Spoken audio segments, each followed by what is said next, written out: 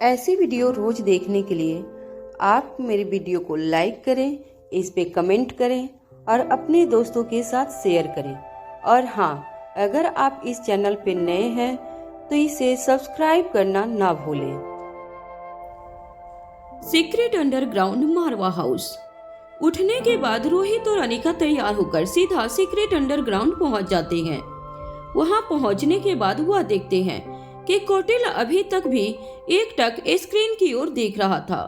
उसने अपने दोनों हाथ मोड़कर सिर के पीछे की ओर किए हुए थे। उसकी दोनों हथेलियां एक दूसरे में फंसी हुई थी। बड़े ही रिलैक्स मूड में वह यह सब कुछ देख रहा था, जैसे कि अपनी कोई फेवरेट मूवी देख रहा हो। वह इतना मगन था कि बाकी की दुनिया का उसे होश नहीं था। तभी रोहित पीछे से आकर उसके कंधे पर हाथ रखता है। यह कौटिल्य के लिए बहुत बड़ी बात थी। वह घबरा कर खड़ा हो जाता है और फिर कहता है, आप दोनों कब आए? रोहित बड़े ही आराम से अपने बिजनेसमैन के एटीट्यूड को कैरी करते हुए जवाब देता है, बस अभी अभी।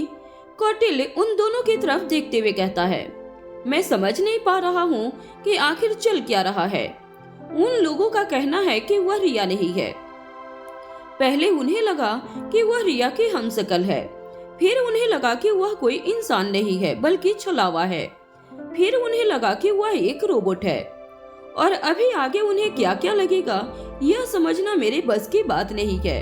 मैं बस इतना ही बता सकता हूँ कि इस वक्त रिया शांति से लेटी हुई है। जितना मैं समझ पाया हूँ उसे बेहोश किया गया है। हमें उसे जल्द से जल्द वापस लाना होगा, नहीं तो पता नहीं यह लोग उसके साथ क्या करेंगे। कौटिल्य की चिंता को देखकर अनिका उसे जवाब देती है, तुम्हें घबराने की कोई जरूरत नहीं। जब तक हमारे पास उसकी त्रिमूर्ति है तब तक वह रिया को कुछ नहीं कर सकती। उनके बदले में वह हमें खुशी खुशी रिया को वापस देंगे। कौटिल्य कहता है, अगर आपको इतना यकीन है तो ठीक ही होगा, लेकिन उस औरत का भरोसा नहीं किया जा सकता। अगर उसने रिया को किसी तरह से नुकसान पहुंचा दिया तो? इस बार अनिका मुस्कुराकर कहती है, तुम परेशान मत हो, ऐसा कुछ नहीं होगा। अब यहाँ आगे मैं संभाल लूंगी, अभी तुम जाओ और जाकर आराम करो। अभी करने के लिए हमारे पास बहुत काम है और उससे पहले तुम्हारे दिमाग और शरीर दोनों को आराम मिलना जरूरी है। इस वक्त तुम्हारी आंखें साफ साफ बता रही हैं कि वह कितना थकी हुई हैं और तुम्हें नींद की जरूरत है। अब कौटिल्य कुछ कहने की कोशिश करता है, लेकिन उससे पहले ही अनिका बड़े ही आराम से कहती है, अब तुम जा सकते हो। इतना कहने के तुरंत बाद अनिका रोहित की तरफ मुड़ जाती है। कौटिल्य के पास अब यहाँ से जाकर आराम करने के अलावा कोई चारा नहीं था। कौटिल्य जी मैडम कहकर वहाँ से चला जाता है। कौटिल्य के साथ अनिका और रोहित का व्यवहार सौहार्दपूर्ण मात्र इसी कारण से था क्योंकि वह अच्छी तरह से जानते थे कि भूमिका और कौटिल्य का अभी क्या रिश्ता है और भविष्य में क्या होने वाला है। इसीलिए कौटिल्य उनके लिए अपने परिवार जैसा हो चुका था। रोहित अनिका से कहता है, अब तक दमयंती देवी को वह खास खबर मिल चुकी होगी। वह लाख कोशिश करके भी हमारे बच्चों तक नहीं पहुंच पाई, लेकिन अपने गुस्ताखी के लिए उसने अच्छी कीमत चुकाई है। तुम्हारा दिया यह सबक उन्हें हमेशा याद रहेगा। अनिका रोहित की तरफ देखती है और फिर एक पल की खामोशी के बाद कहती है, हम भी उसकी अपनी औलाद तक नहीं पहुंच पाए। युगराज को दमयंती देवी ने जन्म नहीं दिया था, वह उसने गोद लिया था। या यह भी कह सकते हो कि उसने युगराज को दुनिया के सामने अपने बेटे के रूप में पाल पोस कर बड़ा किया था। यह सुनकर रोहित को बड़ी हैरानी होती है। वह कुछ पल के लिए सिर्फ अनिका की तरफ देखता है और उसके बाद पूछता है, क्या तुम्हें पूरा विश्वास है? और यह सब तुम्हें कब और कैसे पता चला? क्या तुम इस बारे में पहले से जानती थी?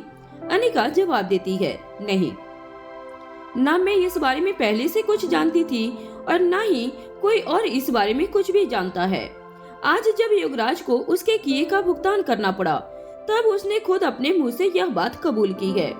मौत से बचने के लिए वह लगातार इस बात को दोहरा रहा था। जब मैंने उसकी गाड़ी के सिस्टम को हैक किया तो उसके अंदर से इस तरह की आवाजें आ रही थी, जिसके आधार पर मुझे यह सब पता चला। इसके बाद अनिका वहाँ का सारा हाल रोहित को विस्तार से कह सुनाती है। युवराज गाड़ी के अंदर से ही चिल्लाते हुए कहता है, मैं दमयंती देवी का बेटा नहीं हूँ, बल्कि सिर्फ दुनिया के सामने बेटा घोषित किया गया हूँ। रिया को किडनैप करने में मेरा कोई हाथ नहीं है, मुझे बख्श दो। वह अच्छी तरह जानता था कि गाड़ी के अंदर से आवाज बाहर नहीं जाएगी, लेकिन फिर भी आज जब मौत उसके सिर पर नाचने लगी, तब अपने आप को बचाने के लिए उसने यहाँ तक कहा, मुझ बिन माँ बाप की औलाद को मारकर तुम्हें क्या मिलेगा? मैं तो यह भी नहीं जानता कि मेरी अपनी सगी माँ कौन है, वह इस दुनिया में है भी या नहीं। अब तक मैं यह भी पता नहीं लगा पाया कि दमयंती देवी के किसी अपने की औलाद हूँ या उसके किसी दुश्मन की। मेरी मजबूरी है दमयंती देवी की हर बात को मानना। उसके गुनाहों की सजा तुम मुझे क्यों दे रही हो? फिर एक डरे हुए बच्चे की तरह रोते हुए बिलखते हुए कहता है, मुझे एक बार छोड़ दो, उसके बाद दोबारा कभी तुम्हारे सामने नहीं आऊंगा, तुम्हारे किसी काम के बीच में नहीं आऊंगा। मैं अभी भी तुमसे बहुत दूर ही जा रहा था, प्लीज मुझे जाने दो। अंत में अनिका रोहित से कहती है, अपने गुनाहों की माफी मांगने के लिए और इस बात को समझने के लिए कि वह एक गुनाहगार है, उसने बहुत देर कर दी थी। रोहित चुपचाप अनिका की तरफ देखता रहता है। कुछ पलों के बाद अनिका कुछ सोचकर आगे कहती है, कितनी हैरानी की बात है कि युवराज यह जानता था कि दमयंती देवी ने उसे जन्म नहीं दिया है, लेकिन फिर भी वह उससे कभी यह नहीं जान पाया कि उसके अपने माता पिता कौन है। क्या पता किसका घर उजाड़कर उस दमयंती ने अपने सपने को अंजाम दिया होगा। रोहित कहता है, कोई तो ऐसा होगा जो दमयंती देवी का अपना होगा। ऐसा कैसे हो सकता है कि पूरी दुनिया में उसका अपना कोई ना हो? क्योंकि मेरी जानकारी के हिसाब से वह अनाथ नहीं थी, उसका परिवार था। अब अनिका कहती है, तुम बिल्कुल सही कह रहे हो, लेकिन फिलहाल हमें इस बारे में ज्यादा सोचने या जांच पड़ताल करने की जरूरत नहीं है। मुझे लगता है कि हमारे पास दमयंती देवी के जो मोहरे हैं, हमें उन्हीं के दम पर आगे बढ़ने का कोई न कोई रास्ता जरूर मिल जाएगा, खासकर वह लच्छो। इतना कहने के बाद अनिका चुप हो जाती है और फिर से कुछ सोचने लगती है कि इसी वक्त रोहित उसके कंधे पर हाथ रखता है और पूछता है, क्या हुआ? क्या तुम्हारे दिमाग में कुछ और भी चल रहा है? अनिका जवाब देती है, मैं सोच रही हूँ कि हमें आनंद से मिलने जाना चाहिए। रोहित अनिका की बात का जवाब देते हुए कहता है, तुम्हारी बात बिल्कुल ठीक है, हमें वहाँ जाना चाहिए। आखिर तुम्हारी बहन के होने वाली रिश्तेदारी का सवाल भी है, लेकिन अगर अभी तुम उससे कुछ बात करना चाहती हो तो क्या तुम्हें ऐसा लगता है कि इस वक्त वह कोई भी बात करने की स्थिति में होगा? क्या तुम्हें पूरा विश्वास है कि इस वक्त हमारा वहाँ जाना ठीक होगा? अब अनिका कुछ परेशान होते हुए कहती है, नहीं, मुझे भी यह ठीक नहीं लग रहा है कि इस वक्त हम वहाँ जाएं। लेकिन मैं खुद देखा है कि लक्ष्य एक मजबूत इंसान है। दरअसल मुझे लगता है कि उस विषय पर देर करना ठीक नहीं होगा। हम एक बार वहाँ चलते हैं। अगर हमारी लक्ष्य से उस बारे में कोई बात हो सके तो ठीक है, नहीं तो उसे दिलासा देकर लौट आएंगे। अब रोहित कहता है, जैसा तुम्हें ठीक लगे, मैं अभी इंतजाम करवा देता हूँ और वहाँ खबर भी भिजवा देता हूँ।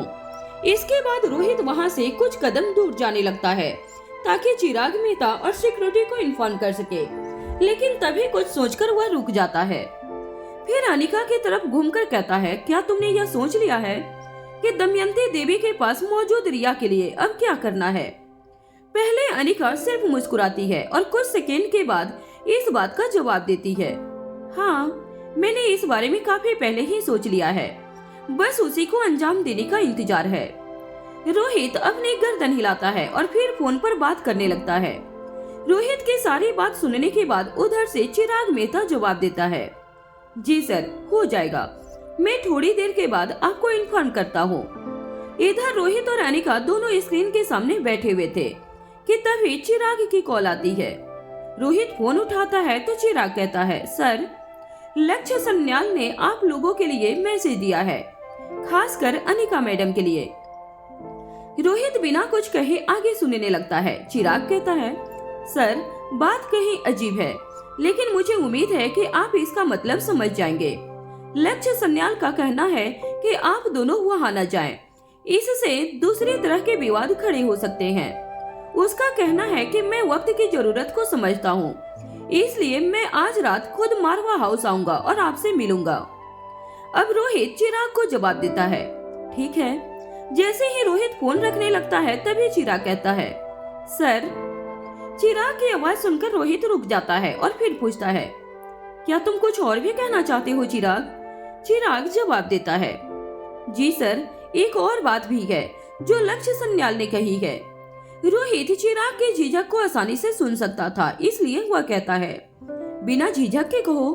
चिराग मेहता कहता है, उसने कहा है कि आई होप आपने अपना होमवर्क कर लिया होगा। रोहित पलटकर चिराग से कहता है, लक्ष्य सन्याल जिस वक्त भी मिलना चाहे उसे सीक्रेटली मारवा हाउस ले आना। चिराग मेहता कहता है, जी सर, हो जाएगा। यह सारी बातें अनिका सुन रही थी, इसलिए उसे अलग से इस विषय पर कुछ भी जानने की जरूरत नहीं थी। उधर लक्ष्य सन्याल सारी परिस्थितियों को देखकर अच्छी तरह समझ चुका था कि अनिका या उसके संबंधियों में से किसी का भी सन्याल परिवार से इस समय मिलना ठीक नहीं होगा।